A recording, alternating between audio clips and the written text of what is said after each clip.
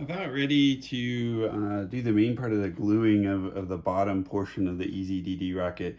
This portion is a 3-inch school rocket from Boston Machining Services that Eggtimer's leveraged. One of the critical and main differences is it has the cutouts and provided hardware for rail buttons instead of a launch lug to make it more sturdy. But I've just kind of put everything together right now to kind of test fit it before I glue it. I even put in a spent Aerotech H135 motor, so that verifies that the little clip and everything is going to work to retain that motor.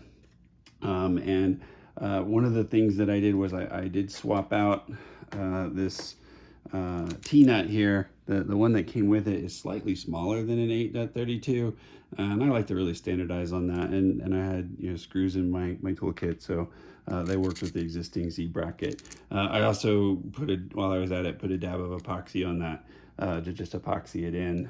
And in terms of the rail buttons, kind of same thing. The rail buttons, they are 8.32 screws or 8-32 screws. They're composed of a nylon washer, a nylon barrel, and another nylon washer, so I may have to get a longer screw.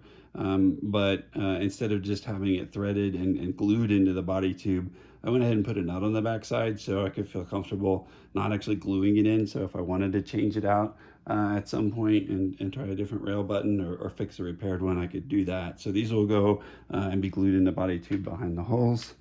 I found that when I put the fins together, it was going to be kind of hard to hold them and get everything straight. So I built a plastic jig that was based off of one of the centering rings for my scrap heap rocket.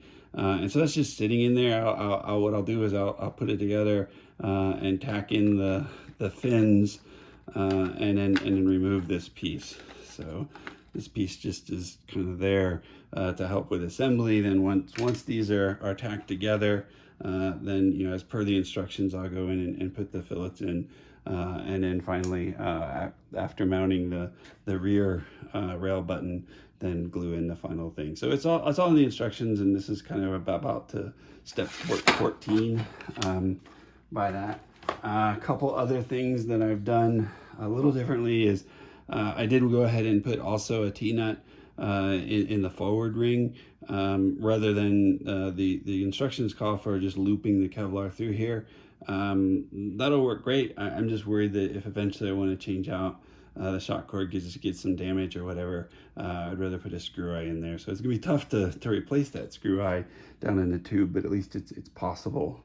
Another thing that I did was I added a bevel onto the trailing and leading edge of the fins, and I did that using my rotary tool with a tungsten carbide bit and this little fixture that I printed, I found out on Thingiverse. So kudos to people for making that available. You can buy commercial versions of that too. So that was one way to start that, and just have a little bit of a little more aerodynamic fin.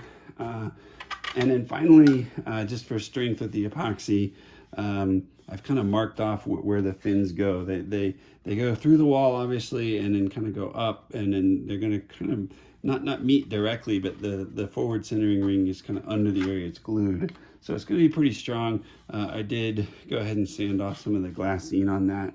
And I'm going to do the same thing for all four on the center tube. So hopefully it will go together. The fins will be straight, and it should be pretty strong.